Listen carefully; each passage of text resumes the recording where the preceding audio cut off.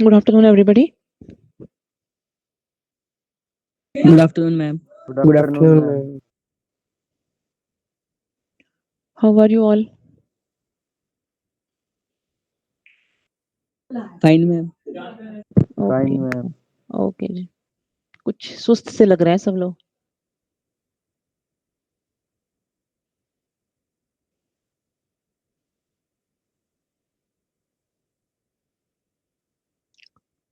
हम कुछ डिस्कशन कर लेते हैं अपना। I am just searching the presentation, just a minute. मेरी तरफ से जो भी आपको नोट्स देना है, सब कुछ पेंडिंग है, वो मैं कंप्लीट कर दूंगी with in couple of days में कर दूंगी। नेक्स्ट वीक तक आपका पूरा कंप्लीट हो जाएगा। जस्ट सर्चिंग द थिंग्स जो हमने मैम डिस्कस प्रैक्टिकल में समझ नहीं आ रहा था कुछ। क्या नहीं समझ में आ रहा था, बताओ, मैं बताती हूँ। और मतलब वर्ड्स नहीं लिखा दिख यस मैम। दिखाई नहीं रहा। राइट राइट, मैं वो दोबारा शेयर कर दूंगी। ठीक है, मैम इसलिए करा नहीं ना अब तक से प्रैक्टिकल। Okay, no issue. मैं आपके साथ आज शेयर कर दूंगी फिर से वो। एक्चुअली कुछ ऑफिशियल वर्क में ऑक्यूपाई हो जाते हैं ना, फिर मुश्किल हो जाता है काम करना, वगैरह कुछ नहीं। मैं हम ब्लड के बारे में डिस्कस कर रहे थे आई थिंक लास्ट टाइम, है ना। उसी यस को आगे मैम। आगे बढ़ाती हूँ उसी को, पर मेरे को वो प्रेजेंटेशन ही नहीं मिल रहा है जो मैं डिस्कस कर रही थी। कहाँ गया?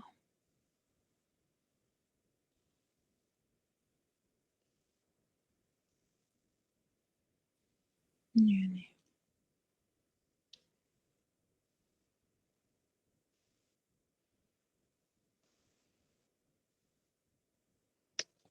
ये भी नहीं है।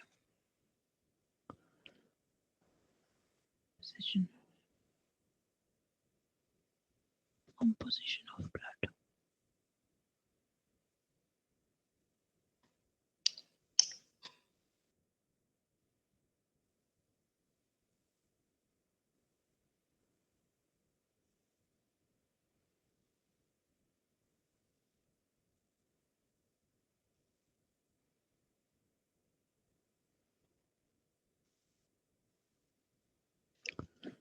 चलो हम अपना डिस्कशन शुरू करते हैं।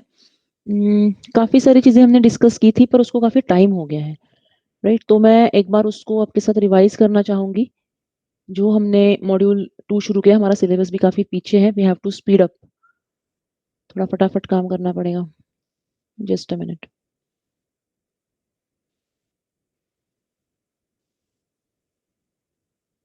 मैम हाँ जी। मैम जैसे एचएपी में ब्लड का टॉपिक है ना, हुँ। मैम कंटेंट उसका भी लिख सकते हैं ना? बिल्कुल लिख सकते हो आप। मैंने पहले ही कहा था कि ये आपका सिर्फ रिवीजन है। ओके बिल्कुल मैम। लिख सकते हो।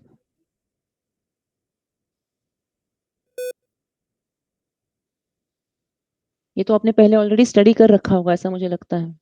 सारी यस मैम चीज़ें जो कर है ना। लिया ब्लड। यस मैम हुँ। ब्लड हो गया। तो चलो मैं एक रिवीजन सॉर्ट ऑफ करा देती हूँ आपको ताकि मेरी तरफ से भी डिस्कशन पूरा हो जाए। अब मुझे वो वाला प्रेजेंटेशन मिल नहीं रहा है जो मुझे आपको दिखाना है। मैं देख लेती हूँ।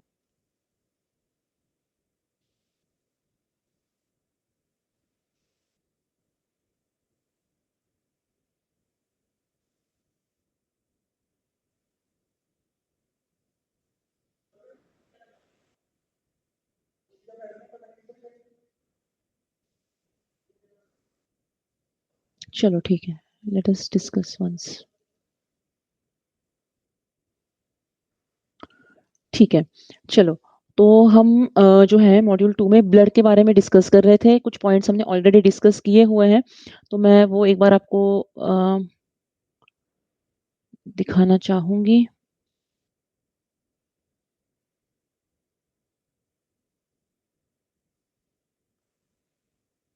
स्क्रीन विज़िबल है आपको? Yes ma'am. राइट। तो हमने जो ब्लड के बारे में अपना डिस्कशन किया था कि ब्लड जो है हमारे बॉडी के अंदर एक कनेक्टिव टिश्यू है। आपको पता है फ्लूइड ऑफ लाइफ कहा जाता है ब्लड को क्योंकि ब्लड क्या करता है ऑक्सीजन हमारे लंग्स से लेके हमारे हर बॉडी पार्ट तक फैला पहुंचाता है और कार्बन डाइऑक्साइड को हमारे लंग्स तक लेके आता है। जो हमारा रेस्पिरेशन का प्रोसेस है उसमें ब्लड जो है एक अहम रोल प्ले करता है। ठीक है।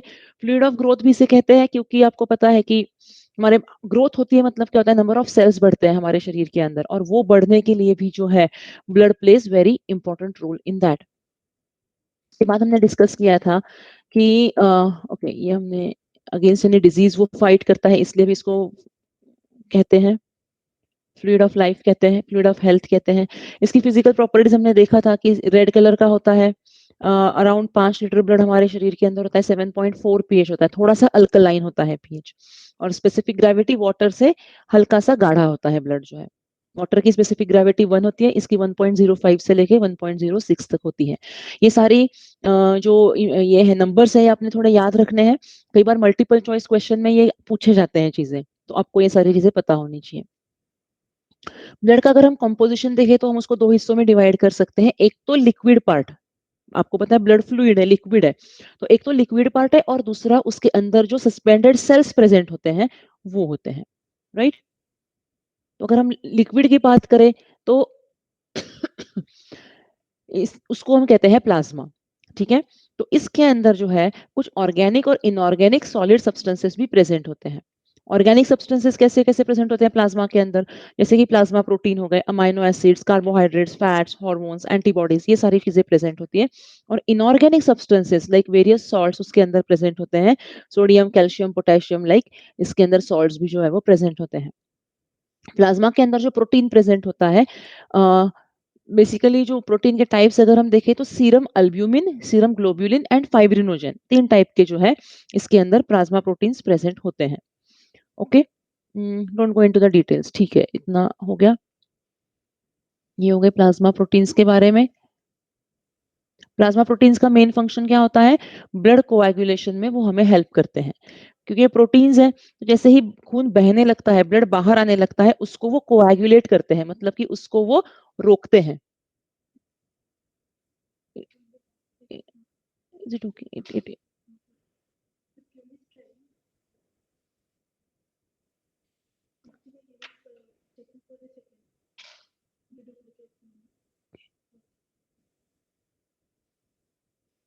Okay, so mainly these plasma proteins का काम क्या होता है? एक तो ब्लड कोएगुलेशन में वो हमें हेल्प करता है। कोएगुलेशन मतलब कि ब्लड का जो क्लॉट बनता है उसमें ये मदद करता है। और defence mechanism of the body, defence mechanism मतलब कि शरीर की जो इम्यूनिटी बनती है, अगर हमारे शरीर के अंदर कोई फॉरेन पार्टिकल, फॉरेन बॉडी, कोई वायरस, कोई बैक्टीरिया कोई अंदर चला जाता है, तो उसको जो हमारे शरीर की फाइट करने की जो ताकत है अपने आप, without any medicine, that is called as defence, immunity, उसको बिल्ड करने में भी ये जो प्रोटीन्स है वो अपना रोल प्ले करते हैं।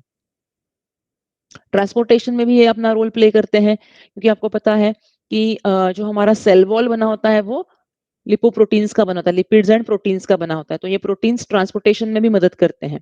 Role in maintenance of osmotic pressure in the blood and role in regulation of acid base balance in the blood, इसका काम जो है ये प्लाज्मा करता है। ब्लड की विस्कोसिटी मेंटेन करना, मतलब उसका जो फ्लो है ब्लड का, उसका जो गाढ़ापन है उसको मेंटेन करते हैं। Role in erythrocyte sedimentation rate, erythrocyte sedimentation rate ESR जो होता है वो एक टेस्ट होता है ये चेक करने के लिए कि किसी पर्सन को रिमेटेड अर्थराइटिस तो नहीं हुआ है। अर्थराइटिस मतलब आपको पता है कि उनके जोड़ों में दर्द होती है, स्वेलिंग आती है उनके जॉइंट्स में, और वो लोग चल फिर नहीं सकते फ्रीली, राइट? तो ये इरिथ्रोसाइट सेडिमेंटेशन रेट, ये जो एक एक टेस्ट होता है जो लैबोरेटरीज में किया जाता है, जिसमें हम देखते हैं कि अगर ईएसआर बहुत हाई आता है किसी पर्सन का, तो इसका मतलब यह है कि उस पर्सन में जो है हो सकता है कि उसको रूमेटॉइड अर्थराइटिस हुआ हुआ हो। Role in suspension stability of red blood cells, red blood cells उस ब्लड के अंदर सस्पेंडेड कंडीशन में रहे और स्टेबल रहे, इसके लिए भी जो है plasma is responsible. Okay, 3 types of cells are present in blood. ये तो हो गया प्लाज्मा के बारे में, जो कि लिक्विड है। लिक्विड के अलावा अलावा कुछ सॉलिड सेल्स भी ब्लड के अंदर प्रेजेंट होते हैं, जिसमें होते हैं रेड ब्लड सेल, जिसको हम इरिथ्रोसाइट्स कहते हैं, white blood cells, leukocytes and platelets और थ्रोम्बोसाइट्स। फिर हमने इनके बारे में डिटेल में स्टडी किया हुआ था कि रेड ब्लड सेल कैसे दिखती है, उसका कलर क्या है, of course it is red in colour, और उसका नंबर ऑफ सेल्स कितने प्रेजेंट होते हैं हमने देखा था, और उसका मेन फंक्शन क्या है ये भी हमने देखा था। हमने देखा था कि रेड ब्लड सेल्स के अंदर जो है हीमोग्लोबिन प्रेजेंट होता है, जो कि ब्लड का जो ऑक्सीजन होता है उसके साथ कॉम्प्लेक्स फॉर्म करके जो है उस ऑक्सीजन को हमारे शरीर में सब जगह पहुंचाता है। लाइफ स्पैन आरबीसी का जो होता है वो अराउंड 120 डेज का होता है। एंड आफ्टर दैट हमने देखा था कि एनीमिया, एनीमिया मतलब क्या होता है कि जब हमारे शरीर में रेड ब्लड सेल्स की कमी हो जाती है, तो जो कंडीशन बनती है that is called as anaemia, जिसमें हमारे शरीर में खून की कमी आ जाती है, and severe anaemia can lead to even death of a person.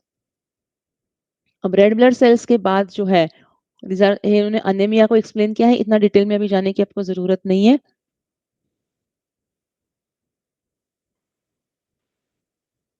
Right?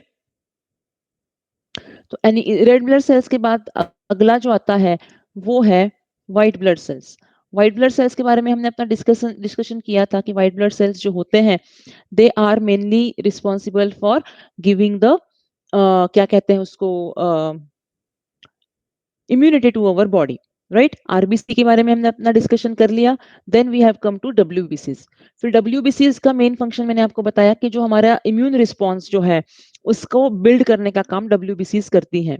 2 type की होती है वो, ग्रैन्युलोसाइट्स एंड अग्रैन्युलोसाइट्स। ग्रैन्युलोसाइट्स को हम फर्दर डिवाइड करते हैं न्यूट्रोफिल, इओसिनोफिल एंड बेसोफिल।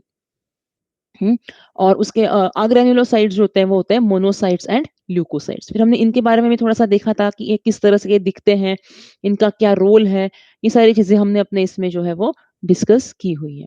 ये कुछ मैं आपको दिखा रही हूँ। न्यूट्रोफिल्स होते हैं, इओसिनोफिल्स एंड बेसोफिल्स होते हैं। इनकी फंक्शंस हमने देखे थे कि न्यूट्रोफिल्स जो होते हैं वो फैगोसाइटिक होते हैं एंड माइक्रो ऑर्गेनिज्म को वो एनगल्फ कर लेते हैं। मतलब कि अगर हमारे बॉडी के अंदर कोई एक्स्ट्रा एक्सेस माइक्रो ऑर्गेनिज्म आता है तो उसको वो इन शॉर्ट डाइजेस्ट कर लेते हैं अपने अंदर। That is neutrophils. इओसिनोफिल्स क्या करते हैं? They are non phagocyte. Phagocytosis मतलब क्या होता है? कोई भी फॉरेन सॉलिड पार्टिकल को एनगल्फ करना, उसको खत्म कर देना, उसको डाइजेस्ट कर लेना। That is called as phagocytosis. Okay, तो न्यूट्रोफिल्स फैगोसाइटिक होते हैं, इओसिनोफिल्स और बेसोफिल्स नॉन फैगोसाइटिक होते हैं। ओके, पर इओसिनोफिल्स का फंक्शन क्या होता है? They increase during allergic reactions and they show antihistaminic property. Increase in number of eosinophil is called as eosinophilia. मतलब कि जो एलर्जिक कंडीशंस हमें होती है, कई बार किसी चीज की रैशेस हो जाते हैं, कई चीज की एलर्जी हो जाती है, तो उसको काउंटरैक्ट करने के लिए eosinophils play very important role. और बेसोफिल्स भी नॉन फैगोसाइटिक होते हैं। They release heparin that is anti coagulant and histamine also. अब ब्लड क्लॉटिंग जरूरी है, हम कहते हैं जब ब्लड बह रहा है तब जरूरी होता है, पर ब्लड क्लॉट हमारे शरीर के अंदर बन रहा है तो वो भी चीज सही नहीं है। तो उसका काम जो है, ब्लड की फ्लूइडिटी मेंटेन रखने का जो काम है, वो बेसोफिल्स करते हैं। ग्रेन्युलोसाइट्स दो टाइप्स के हैं, lymphocyte and lymphocytes and monocytes. Lymphocytes जो होते हैं वो एंटीबॉडीज को प्रोड्यूस करते हैं। एंटीजन एंटीबॉडी रिएक्शन मैंने आपको एक बार बताया था कि कोई भी फॉरेन सब्सटेंस आपके बॉडी के अंदर अगर आता है तो उसको काउंटरैक्ट करने के लिए आपके बॉडी कुछ स्पेसिफिक टाइप के सेल्स बनाती है, उनको कहते हैं हम एंटीबॉडीज। ठीक है, तो ये एंटीबॉडीज बनाने का जो काम है ये किया जाता है बाय लिम्फोसाइट्स। और मोनोसाइट्स क्या होता है? They are phagocytic in nature, so they also known as scavenger cells. ये फैगोसाइटिक होते हैं, फॉरेन सब्सटेंस को ये अपने अंदर ले लेते हैं, उसको खत्म कर लेते हैं, डाइजेस्ट कर लेते हैं, इसलिए हम उनको स्कैवेंजर सेल्स भी कहते हैं। फिर हमने प्लेटलेट्स के बारे में डिस्कस किया था। प्लेटलेट्स जो होते हैं वो small fragment of bone marrow cells and therefore not really classified as cell themselves. मतलब कि आपको पता है कि जो रेड ब्लड सेल्स बनते हैं वो हमारे बोन मैरो के अंदर बनते हैं by the process of electro नहीं क्या होता है, इरिथ्रोपोएसिस। राइट, तो ये प्लेटलेट्स जो होते हैं वो एक्चुअली सेल्स नहीं होते हैं, पर सेल के छोटे छोटे फ्रैगमेंट्स होते हैं उसके अंदर। ठीक है, तो ये एक्चुअली हम उनको एज अ सेल कंसिडर नहीं करते। इनका फंक्शन क्या है? They secrete vasoconstriction, form temporary platelet plug to stop bleeding. ठीक है, मतलब इनके कुछ अपने dissolve the blood clots, digest and destroy the bacteria, इस तरीके के जो काम है ये सारे ये प्लेटलेट्स करते हैं। आपने कई बार सुना होगा कि डेंगू जब किसी को होता है तो उसका प्लेटलेट काउंट एकदम से नीचे आ जाता है, सो दैट उसके बॉडी का जो डिफेंस मैकेनिज्म है वो भी अफेक्ट होता है। इसलिए प्लेटलेट्स आर ऑल्सो इम्पॉर्टेंट। फिर हमने प्लाज्मा के बारे में ऑलरेडी डिस्कस किया हुआ है। प्लाज्मा के मेन फंक्शंस हमने देखे, ट्रांसपोर्टेशन, रेगुलेशन एंड प्रोटेक्शन होते हैं। तो इस तरीके से हमने ब्लड के जो उसके कंपोनेंट्स होते हैं उसके बारे में हमने डिस्कस किया। अगर आपको ब्लड कॉम्पोजिशन के ऊपर क्वेश्चन आता है तो you will start with your answer with what is blood. आप पहले ब्लड के बारे में डिस्कस करेंगे कि ब्लड जो है एक कनेक्टिव टिश्यू है और उसके ये कैरेक्टरिस्टिक फीचर है, उसका पीएच अल्कलाइन होता है, रेड कलर होता है, ये सारी चीजें बताओगे। उसके बाद आप ये एक डायग्राम जो है, ये एक चार्ट जो है ये ड्रॉ करोगे जिसमें आप बताओगे ब्लड है, फिर उसके yes. Ma'am screen not visible ma'am. अभी तक कुछ भी विजिबल नहीं हुआ आपको? रेफरेंस है सिर्फ। आपने बड़ा जल्दी बताया मेरे को, मैं तो स्क्रीन देख के आपके साथ बात कर रही हूँ। रेफरेंस वाला पेज ओपन था सिर्फ। रेफरेंस में ही ओपन है बस, क्या क्या हो ही नहीं रहा। अरे आप पहले बताते हैं, रुको एक मिनट।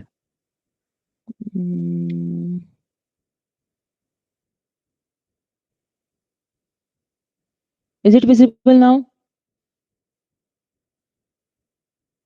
Yes ma'am.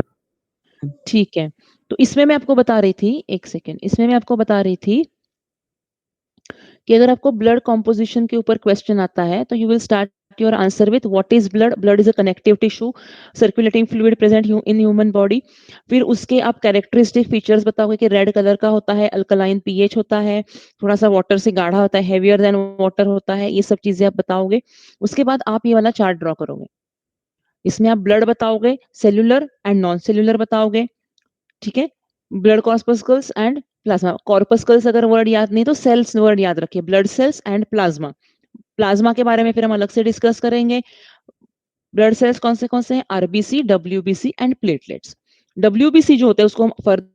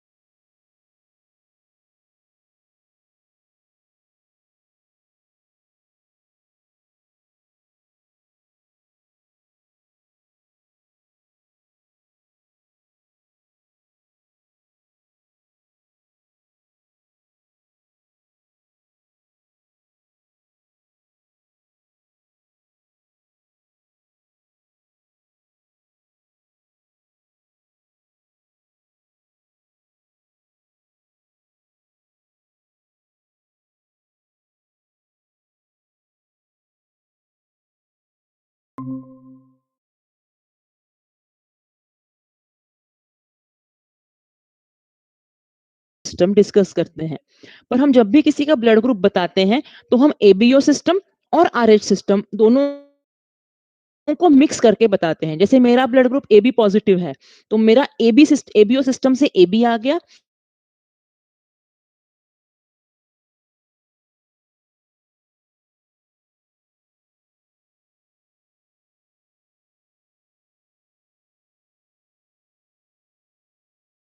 करते हैं ये जो है ये इस एबीओ सिस्टम जो है हम अदर एनिमल्स में भी देखी जाती है, जैसे कि mainly monkeys which are very close to human beings. Determination of ABO blood groups depend upon the immunological reaction between antigen and antibody. Antigens are called agglutinogens because of their capacity to cause agglutination of RBCs. इसका क्या मतलब है मैं आपको बताती हूँ। ये experiment अगर आप कॉलेज में होते तो हमने परफॉर्म करना था, मैं आपको ऑनलाइन दिखाऊंगी जब हम नेक्स्ट वीक प्रैक्टिकल्स के बारे में डिस्कस करेंगे। इसमें हम क्या करते हैं अपना ब्लड लेते हैं, खुद का ही निकालते हैं यहाँ पे ऐसे पियर्स करके, एक बूंद लेते हैं, ठीक है, और उसके अंदर एक हमारे पास सोल्यूशन होता है एंटीबॉडी सोल्यूशन, वो उसके अंदर हमने ऐड करना है। अगर वो आपका ब्लड ड्रॉप जो है वो ब्रेक हो जाता है, मतलब कि उसका प्लाज्मा अलग हो जाता है और सेल्स अलग हो जाते हैं, तो हम कह सकते हैं कि इसमें जो है अग्लूटिनेशन हुआ, ठीक है, मतलब कि वो सेल सेपरेट हो गए और जो है आपका प्लाज्मा सेपरेट हो गया, और उसके ऊपर बेस्ड हम किसी का भी ब्लड ग्रुप जो है वो डिटरमाइन कर सकते हैं। ये कुछ हिस्ट्री के बारे में हमने बताया है। सर हो गई प्रॉब्लम? हो गया प्रॉब्लम इसमें? ओके, ठीक है। तो जैसे हिस्ट्री की इतना तो आपसे पूछा नहीं जाएगा, बट स्टिल मैं आपको बताती हूँ कि देयर वाज अ साइंटिस्ट लैंस्टनियर जिन्होंने ये एबीओ ब्लड ग्रुप सिस्टम को इन्वेंट किया, हम कह सकते हैं, और उसके लिए इनको नोबेल प्राइज भी मिला है। यू कैन सी कि कितनी इंपॉर्टेंट डिस्कवरी है। फिर आगे काफी सारे इन्वेंशंस हुए उसके लिए। A B and O 4 type के ब्लड ग्रुप्स होते हैं, ठीक है। जैसे कि यहाँ पे मैंने आपको बताया था ए ब्लड ग्रुप जो है उसके अंदर ए एंटीजन प्रेजेंट होता है, बी एंटीजन मिसिंग होता है, और उसकी एंटीबॉडी कौन सी है? एंटी बी बॉडी है। अगर ब्लड ग्रुप के ऊपर क्वेश्चन आता है तो आपने ये वाला जो टेबल है ये लिखना ही है। ओ में कोई भी एंटीजन प्रेजेंट नहीं होता है और ए बी में दोनों भी एंटीजेंस जो है वो प्रेजेंट होते हैं। ओके, तो इस तरीके से जो मैंने आपको उसका प्रिंसिपल बताया कि अग्लूटिनेशन होता है, अग्लूटिनेशन मतलब कि ब्रेकिंग होती है। ओके, तो इस तरीके से हम किसी भी पर्सन का ब्लड ग्रुप जो है वो डिटरमाइन कर सकते हैं। ओके, और आरएच फैक्टर के बारे में मैंने आपको बताया था कि इनिशियली ये आरएच फैक्टर जो है वो रिसस मंकी के अंदर प्रेजेंट था, इसलिए रिसस वर्ड के लिए हम आरएच वर्ड यूज करते हैं। और ये आरएच फैक्टर या तो आपके ब्लड में प्रेजेंट होगा या एब्सेंट होगा। अगर वो आरएच फैक्टर आपके ब्लड के अंदर प्रेजेंट है तो फिर जो है वो बन जाता है positive, A positive, B positive, A B positive, इस तरीके से जो है आपका ब्लड ग्रुप जो है वो बन जाता है, और अगर आपके इसमें वो RH फैक्टर प्रेजेंट नहीं है तो फिर जो है आपका ब्लड ग्रुप जो है वो नेगेटिव बन जाता है, राइट। तो इसलिए आप देख सकते हो आपका ब्लड ग्रुप अगर आपको पता है तो आप देख सकते हो कि आपके इसमें RH फैक्टर प्रेजेंट है कि नहीं है, ठीक है। इसका अगला पॉइंट जो है वो है ब्लड कोएगुलेशन।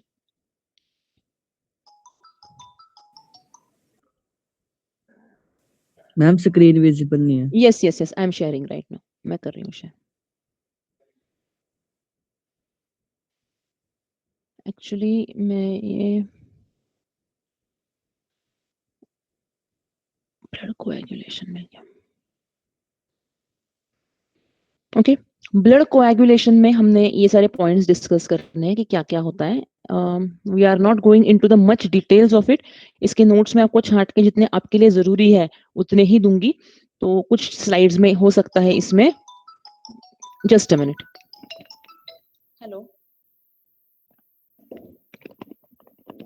सबसे पहले जो हमने डिस्कस करना है वो है हीमोस्टेसिस। हीमोस्टेसिस का क्या मतलब है हम देखते हैं। हिम, ये जो वर्ड है ये ब्लड के लिए स्टैंड करता है, क्योंकि उसमें हीमोग्लोबिन देखते हैं, वो भी ब्लड के लिए स्टैंड करता है। And stasis means to halt, halt मतलब कि टू स्टॉप, कहीं किसी को अगर रोकना है, ठहरना है, तो उसको हम स्टैसिस वर्ड यूज कर सकते हैं, ठीक है। तो हीमोस्टैसिस का मतलब है it is the process of forming clots in the wall of damaged blood vessels and preventing blood loss while maintaining blood in the fluid state with a vascular system। मान लो कि कोई चल रहा है, चलते चलते कोई गिर गया और उसको चोट लग गई, ठीक है। तो चोट अगर जख्म हुआ है तो होता क्या है कि उससे ब्लड जो है वो थोड़ी देर के लिए निकलता है। चोट गहरी होती है तो हो सकता है कि ब्लड थोड़े और देर के लिए निकले, बट इवेंचुअली क्या होता है, धीरे धीरे क्या होता है कि वहां से ब्लड आना बंद होता है। उसके बाद धीरे धीरे जो है उसके ऊपर एक परत सी जम जाती है, एक ब्राउन कलर की हम कह सकते हैं एक पपड़ी सी आ जाती है हमारे स्किन के ऊपर।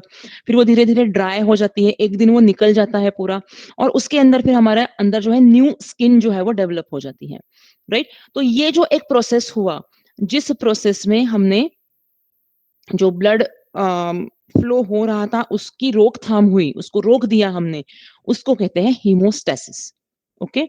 Spontaneous arrest of bleeding by physiological process, मतलब कि ब्लड, कुछ लोग ऐसे होते हैं जिनके अंदर ये हीमोस्टेसिस प्रोसेस नहीं होता है, ओके। उनके अंदर ये ब्लड क्लॉटिंग फैक्टर्स उनके ब्लड के अंदर प्रेजेंट नहीं होता है। तो ऐसे पर्सन को एक छोटा सा कट भी लग जाता है तो हो सकता है कि वो पर्सन जो है वो मर सके, ठीक है। तो इसलिए हीमोस्टेसिस हमारे शरीर के अंदर होना बहुत ज्यादा जरूरी है। ये हीमोस्टेसिस जो है ये 4 स्टेप्स में होता है, जो कि हम कोएगुलेशन ऑफ ब्लड के अंदर स्टडी करेंगे, okay. Vascular spasm, platelet reaction, formation of platelet plug and blood coagulation और ब्लड क्लॉटिंग। 4 स्टेप में हीमोस्टेसिस जो है वो होता है। सबसे पहला है वैस्कुलर स्पाज्म।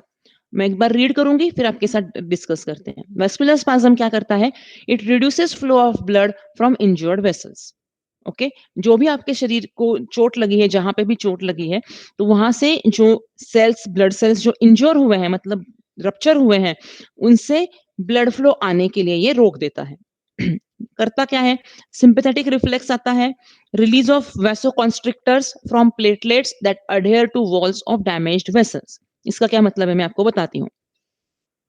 आपको कभी भी कोई भी चीज, आप जो आप जिंदा है, हम व्हाट वी आर लिविंग, इसका क्या एक रैशनल है मैं बता सकती हूँ आपको, कि हम कोई भी चीज कर रहे हैं तो हमारा कोई भी सेंस ऑर्गन, अपने +2 लेवल पे या उससे पहले भी स्कूल में भी ये स्टडी किया है कि रिस्पॉन्सेज होते हैं, सेंसरी रिस्पॉन्स होता है और मोटर रिस्पॉन्स होता है।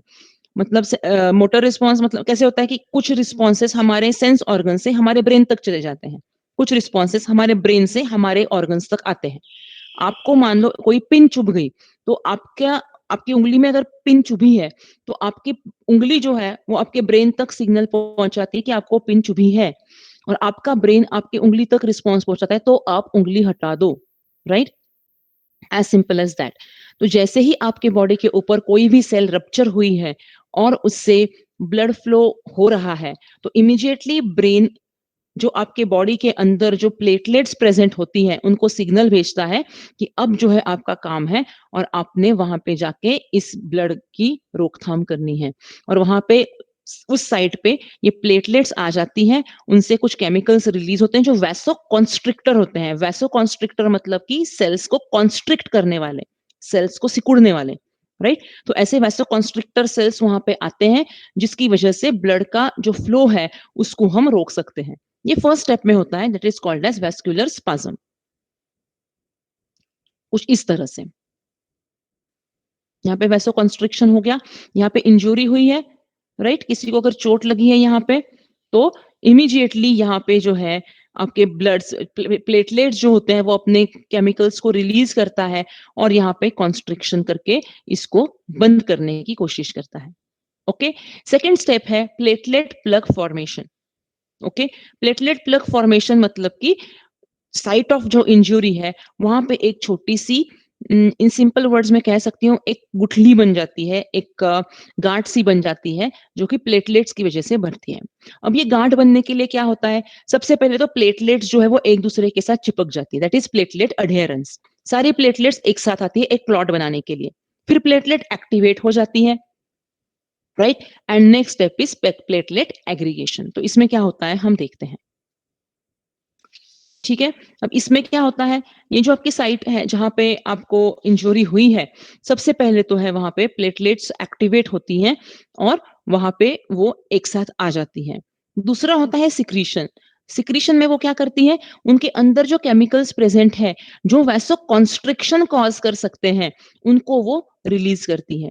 और तीसरा होता है एग्रीगेशन, जहां पे वो प्लेटलेट्स इकट्ठी होके क्लॉट फॉर्मेशन करती है, राइट। ये हो गया प्लेटलेट अडेजन। यहाँ पे ये प्लेटलेट्स जो है ये सारी ऐसी ये जो प्लेटलेट्स आपको दिख रही है पिंक कलर की, जो प्लेटलेट्स हमारे बॉडी के अंदर सब जगह फैली होती है, वो सारी जहां पे आपको चोट लगी है वहां इकट्ठी हो जाती है सारी आके यहाँ पे।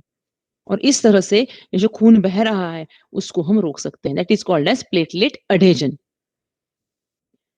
And next is platelet activation. अब प्लेटलेट एक्टिवेशन में क्या होता है कि प्लेटलेट्स जो है अपने अंदर से कुछ केमिकल्स को रिलीज करती है। यहाँ पे जहां पे आपको चोट लगी है वहां पे वो केमिकल्स रिलीज होते हैं, जिसकी वजह से ब्लड फ्लो जो है वो रुक जाता है। कौन से केमिकल्स रिलीज होते हैं, लाइक सीरोटोनिन, थ्रोम्बोक्सिन। नाम अगर आपको याद नहीं रह रहे हैं तो आपने सिर्फ लिखना है कि वो वैसो कॉन्स्ट्रिक्शन करने वाले केमिकल्स को रिलीज करती है, सो दैट यहाँ पे जो सेल्स प्रेजेंट है, यहाँ पे जो चीज प्रेजेंट है उसकी कॉन्स्ट्रिक्शन हो जाए और ब्लड फ्लो को हम रोक सकें। और next is platelet aggregation. Platelet aggregation मतलब कि वो इकट्ठी होके यहाँ पे एक प्लग फॉर्मेशन करती हैं, एक गुठली सी बना लेते हैं, एक गांठ सी बना लेते हैं, जिससे कि वो चोट हील हो जाती है, एटलीस्ट ब्लड आना बंद हो जाता है। ओके, प्लेटलेट्स के बारे में हमने ऑलरेडी डिस्कस किया हुआ है कि बोन मैरो से जब सेल्स बनते हैं तो उसके वो फ्रैगमेंट्स होते हैं। यूजुअली वो 1.5 लाख से लेके 4 लाख पर माइक्रोलीटर ऑफ ब्लड में प्रेजेंट होते हैं। 7 से 10 दिन का लाइफ स्पैन होता है, राइट। इस तरीके से हमने इसके बारे में ऑलरेडी अपना डिस्कशन किया हुआ है।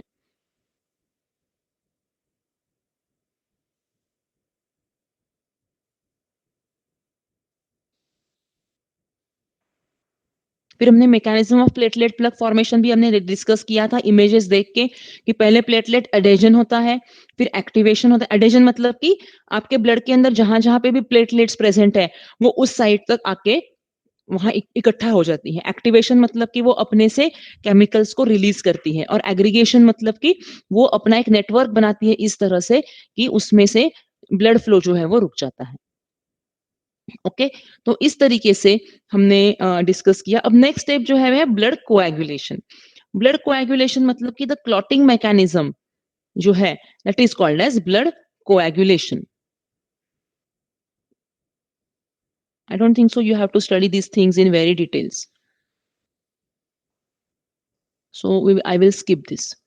इतने डिटेल में आपको स्टडी करने की जरूरत नहीं है, आपको एक बस ओवरव्यू पता होना चाहिए। ये प्रैक्टिकल्स हमने परफॉर्म करने हैं, bleeding time and clotting time, ठीक है। तो इसमें हम क्या करते हैं, ब्लीडिंग टाइम डिटरमाइन करने के लिए हम क्या करते हैं कि एक तो ऐसे पियर्स करेंगे, यहाँ से ब्लड आना शुरू हो जाएगा, और कितनी देर तक वो ब्लड जो है वो लिक्विड कंडीशन में रहता है, ब्लड रिलीज हो रहा है आपकी बॉडी से, that is your bleeding time. Around 1 minute के अराउंड होता है, उससे ज्यादा नहीं होता। एंड क्लॉटिंग टाइम मतलब कि एट व्हाट टाइम ब्लड जो है वो क्लॉट फॉर्मेशन शुरू करता है, that is called as clotting time. Okay, तो ये जो है, जैसे कि ब्लीडिंग टाइम मैंने आपको बताया था 1 से लेके 5 मिनट तक रहता है नॉर्मली। क्लॉटिंग टाइम जो होता है वो नॉर्मली 3 to 6 मिनट्स के लिए होता है, डिपेंडिंग, वेरी करता है person to person. Prothrombin time भी होता है इसमें डिटरमाइन करने के लिए। तो इस तरीके से जो है हम ब्लड कोएगुलेशन के बारे में अगर क्वेश्चन आता है तो ये 3 या 4 पॉइंट्स जो मैंने इनिशियली डिस्कस किए आपके साथ, वो आपने इसमें डिटेल में बताने हैं। कौन से पॉइंट्स हमने डिस्कस किए ब्लड कोएगुलेशन में? ये 4 points: vascular spasm, platelet reaction, formation of platelet plug and blood coagulation. ये 4 स्टेप्स हमने डिस्कस करनी है अगर आपको ब्लड कोएगुलेशन के ऊपर क्वेश्चन आता है तो, राइट? तो हमने अभी जो डिस्कस किया, आज हमने फर्स्ट पॉइंट डिस्कस किया, that is composition of blood का हमने रिवीजन किया, ब्लड ग्रुप्स के बारे में डिस्कस किया एंड कोएगुलेशन ऑफ ब्लड के बारे में भी हमने जो है अपना डिस्कशन किया है। नेक्स्ट वीक में हमारी जो क्लास होगी, we will discuss about composition. आगे जो भी पॉइंट्स होंगे हम इसको थोड़ा जल्दी जल्दी करके कंप्लीट कर लेंगे, so that our syllabus will be in pace, मतलब सही तरीके से चलता रहेगा। ठीक है, अगर आज के डिस्कशन में कोई डाउट है तो आप मुझे बताइए, otherwise I will share this PPTs with you. Ma'am gross anatomy वाली पीडीएफ ही नहीं मिली अब तक से। कौन सी? मैम ग्रोस एनाटॉमी वाली थी ना। अच्छा, वो रूट स्टेम वाली, एनाटॉमी वाली, Yes, ठीक है, वो मैं शेयर कर दूंगी, वो मेरे लैपटॉप पे है, मैं शेयर कर दूंगी वो आपके साथ। मैम व्हाट्सएप पर ही करना। ठीक है, ठीक है। Yes ma'am. बाकी जो न्यू Yes, ma'am. स्टूडेंट्स हैं जिनको अभी तक ऑफिशियल आईडी नहीं मिला है, तो आई थिंक आपका वो इशू जो है वो सॉल्व हो गया है। आपके सीसीज आपको वो ऑफिशियल आईडीज जो है वो प्रोवाइड कर देंगे, तो आप अपने सीसीज से इस बारे में बात कर सकते हैं, राइट? मैम तो आज तो और की प्रॉब्लम आ रही है, क्लासरूम अनरोल हो रहे सबके। क्यों? मैम 2-3 बच्चे आज ने ग्रुप में सेंड करा था, उनकी भी ऐसी प्रॉब्लम आ गई अब तो। जो भी है अपने सीसी को आप रिपोर्ट करिए, जो भी है सीसी को रिपोर्ट कर दीजिए, इमीडिएटली हो जाएगा वो काम, बिकॉज अभी ओके। एग्जाम्स आने वाले हैं आपके, तो उससे पहले आपके ये सारे इश्यूज हमें क्लियर करने हैं। अभी आपके सीनियर्स के एग्जाम्स अभी मंडे से शुरू हो रहे हैं, तो इनिशियली हमने उनके सारे इश्यूज क्लियर कर दिए हैं, आपके भी जब तो हमारे पास आए थे वो तो हमने कर दिए, बट अगर अभी आपको मिल जाएगा, यथार्थ आपका क्रिएट हो गया है मेरे ख्याल से, आपको मिल जाएगा, यू विल गेट इट। तो अगर नए से किसी को कोई प्रॉब्लम है तो आप हमारे साथ वो एक बार बता दीजिए, डिस्कस कर लीजिए अपने सीसी के साथ, ठीक है? तो if you don't have any doubt we can end up today's class. अगर कोई चीज डिस्कस करनी है तो हम कर सकते हैं।